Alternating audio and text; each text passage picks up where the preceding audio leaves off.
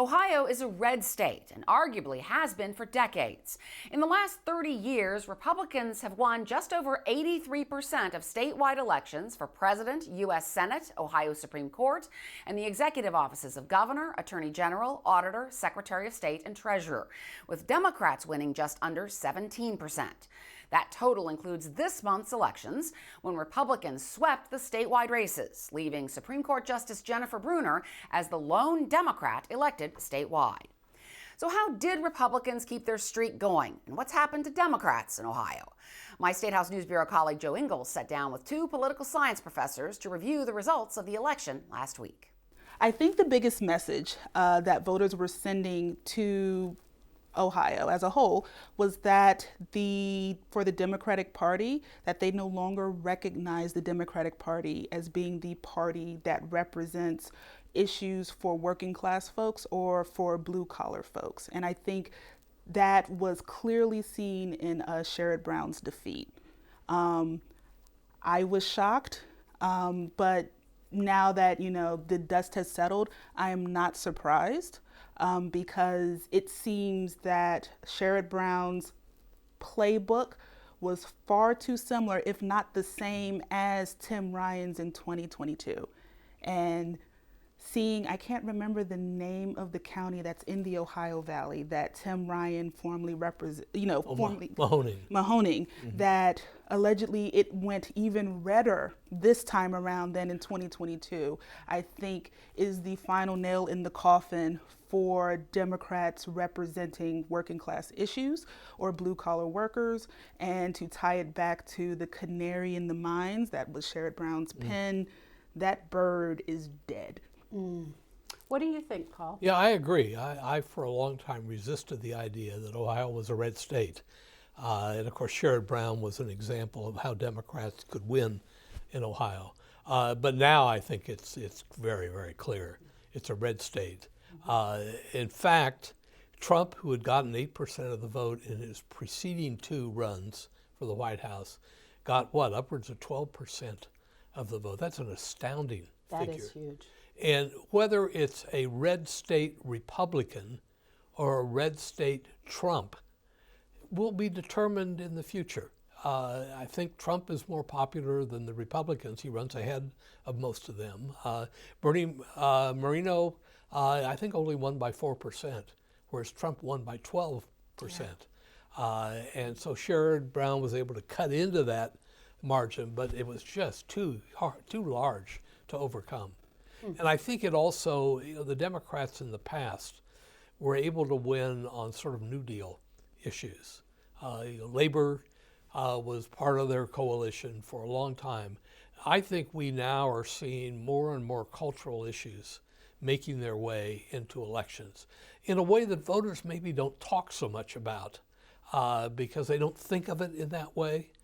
But I think there are a lot of voters who, particularly in rural areas, but really everywhere, who think this whole world is changing in ways they don't like. We have a black president. We have women who are being more assertive. We have transgender. We have gay rights that are more substantial. We have a Democratic Party that is appealing to minorities. These are all things that I think people don't like very well. One of the biggest divides, both in Ohio and nationwide, was between the evangelicals, who were a substantial share of the population, around 20% nationwide, higher than that in Ohio. Evangelicals went heavily for Donald Trump and for Republican Senate candidates. So Trump's war, his argument that there's this war on religion is one that I think really hits home for many of these voters. What do you think, Brianna? I absolutely agree. I was telling students today that it was really weird finally acknowledging that the Democratic Party, especially even here in Ohio, had made this shift and abandoned its historical base, focusing on economic issues and representing working class folks, and pivoted to focusing on identity politics. And so, since I had been in grad school and now as a professor, I'd heard this, reoccurring argument from the Republican Party that the Democrats are focusing on identity, we're making it about identity politics, identity, identity, identity. But to see it so clearly play out in this past election, and when you're thinking about, demographics for LGBTQ, for people of color, for women and things of that sort, those numbers that exist or even identify with the Democratic Party are not enough to keep the party competitive enough to be able to afford the loss of working class people. And I think that there needs to be a really hard and difficult conversation for not only the national party, but for Ohio State, the state party as well, because there's even this disconnect between the national and the state party that could also explain why there has just been historically, apparently as long as I've been alive, just a minority representation of Democrats in the legislative assembly here in Ohio. Yeah, and that's what I want to get to next is, can the Democratic Party in Ohio recover from this? And what does it need to do to recover, Paul? Well, gerrymandering is the big problem. And as long as Republicans are the ones who are creating the district lines, it's going to be very difficult for the Democrats to make inroads. And of course, the one thing about gerrymandering is, particularly if it's controlled by the legislature, is that it perpetuates itself. It'll be the same legislature in 2026 that will be realigning the lines for the congressional election, and they need to do that in 2026. And then the legislative lines will be several years later. But again, it'll be the same legislature doing that. And one thing we know about legislators, and it's perfectly understandable, is that they want to create district lines in a way that serves them, serves their party, but beyond their party, themselves as representatives or senators. And they don't want to change things. I remember overhearing a conversation between one of our local members of Congress and her husband talking at it was a Columbus Metropolitan Club dinner or lunch. And her husband was saying, I don't care what they do in the legislature. They just need to keep my wife's lines the same to protect her. Wow. What do you think, Brianna? I mean, so I guess my biggest frustration was the realization that issue 1 failed, because in light of these larger conversations that have been had, over the years about, the lines being drawn the same and thus perpetuating the same reelection of folks and, essentially locking out any type of competitiveness for the Democratic Party, it makes me wonder, why did it fail? And whether or not, because there was a bipartisan effort. There were these former, Republican-leaning judges that came out in support of it. There were people for issue 1 that did a lot of canvassing across college campuses everywhere, right?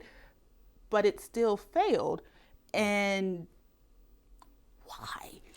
Do you think perhaps that the ballot language, what people saw on the ballot, that was adopted by the Republican-dominated Ohio ballot board, do you think that that played any part in the defeat of issue 1? The language was confusing, I will admit that. So when I looked at the language myself, I had to whip out my phone and pull up Google just to make sure that I understood it right. And I have a PhD. And so I will admit that it was confusing, but I believed that the Fair District folks were doing decent grassroots campaigns and at least a media campaign that tried to tell would-be supporters, hey, we recognize that the language is weird. We can't really get into the politics behind that, but no matter what, you should vote yes. This is why you should vote yes. I promise, just vote yes. As I was explaining to my husband, just vote yes. Don't think too deeply about it. Vote yes, because it is purposefully confusing. But I do think the ballot language sowed confusion, and voters, when they're confused about ballot issues on something so important as amending the Constitution, are going to say, well, my only recourse is to vote no, and let them come back again and try. Now, they probably won't come back again and try, because what do they do next? The commission idea that they had pushed in issue 1 has been tried in other states fairly successfully. But that's an alternative to legislators basically drawing their own district lines, which should strike people as really unfair.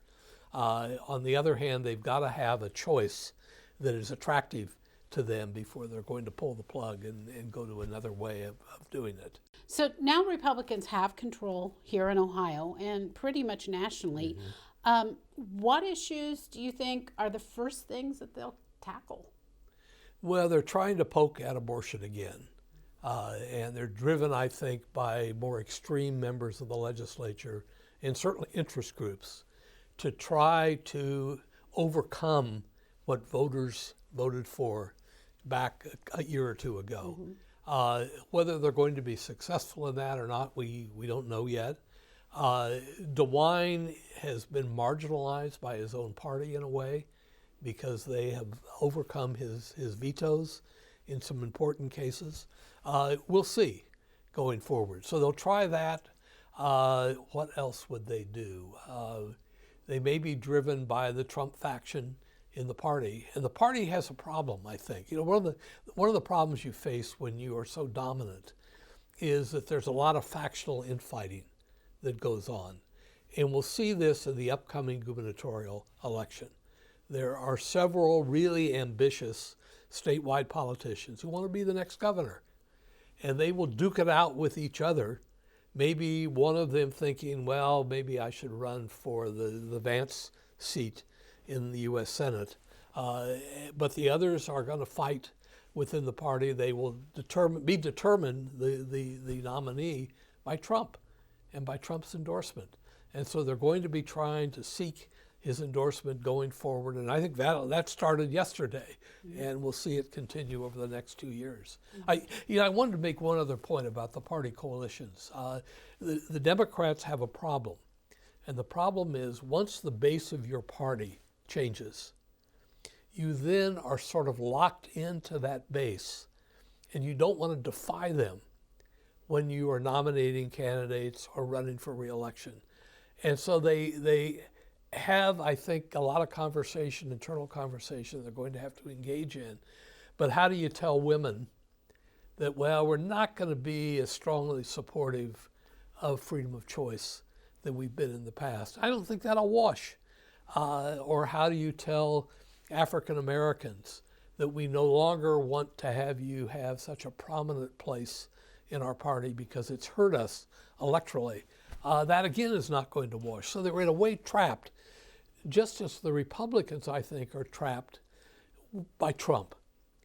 And there may be a number of Republican legislators who would rather just kind of go on beyond Trump and go to a new world, in effect, without Trump. But he's not going to let them do that. And if he adopts extreme measures, there could be blowback. And we need to remember that in 2018, again in 2020, again in 2022, there was more Democratic success really as a reaction to Trump. And will there be in 2026 a similar reaction? I think it depends on what he does in the White House. And I think that there probably will be a reaction to that, and the Democrats need to position themselves to take advantage of that. But again, they have to be careful with their base. What do you think?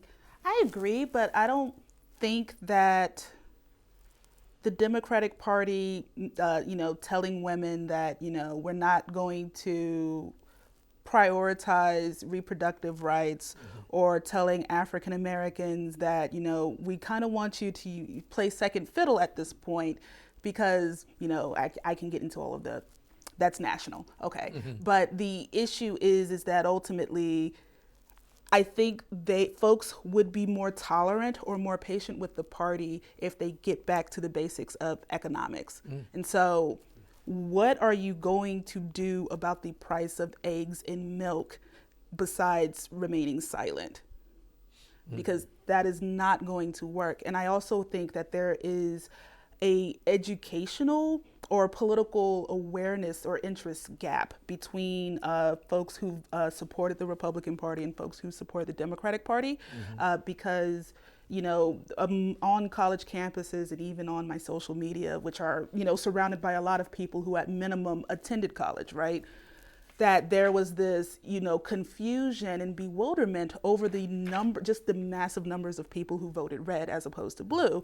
And they were like, why would you do that when they were, the Republicans were the ones that were behind that, but not if, you didn't take any political classes and understand how policies work and how long they take to be implemented. If you're a low information voter or low political interest voter, the only thing that you know is that your eggs are $3 now when they used to be $1.50 4 years ago. And that the Democrats have said absolutely nothing about this.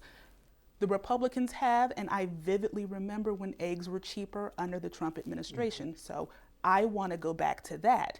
And so until the Democrats have this, coming to Jesus moment about their abandonment of economic stances and, returning to that base, and if not returning to that base, trying to figure out how to pivot. And I don't think it is possible to pivot.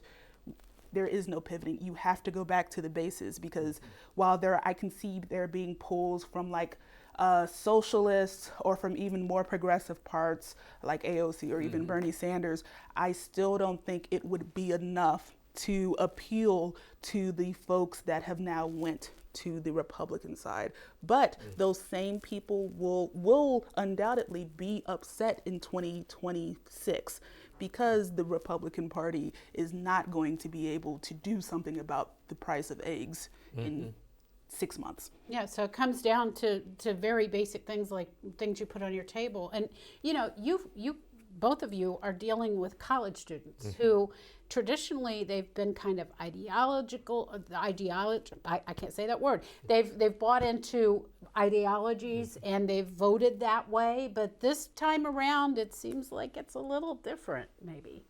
Well, in both Ohio and nationwide, young people didn't vote Democratic at the levels that they had voted in the past. And I think that it was probably what Brianna is talking about, that the economic situation doesn't appear to be as good coming out of the Biden administration as it was 4 years ago when they were 14 or whatever. And the problem with inflation is, and I think the Democrats haven't handled the issue very well, is that once there is inflation that causes rising prices, they get locked in at that point. You can stop the rise or you can hold the rise down, but those prices are still higher. And presidents don't control the decrease in prices. Right. And companies that manufacture goods and sell them in the stores aren't going to cut their prices unless they have to. And they don't really have to. And you seem to be chomping at the bit to add something to well, no, that. Because I'm agreeing, because for students at my campus and what I've been seeing talked about online, there appears to be these three sets of people, three types of young voters. You had your ideologues who are issue voters, and for them, their wedge issue was Gaza and Palestine. And those were folks who said, you know what, neither party is adopting a position that I support. And so either I'm going to vote third party or I'm not going to vote at all. Right. And then you had young folks who were really excited about the possibility of having a woman president, and they voted for Harris, but that margin was really small. That was a tiny proportion of young voters. And then you had this largest proportion, which were folks who voted based on their understanding of their parents' pocketbooks or their own pocketbooks, and said, you know what, I think we can tolerate a lot of the problematic things that we've seen in the Trump campaign, or you know what, it is actually funny if we just decide to ignore it. And we're going to support the Republican Party because at least they're trying to address this issue. And even with students today, they were just seeing those three groups of people talk about how they feel now in light of the election results was really eye-opening, and that everyone chose not to agree to disagree, but everyone agreed that it was the Democrats' fault. Everyone today was talking about this was a massive failure for the Democratic Party.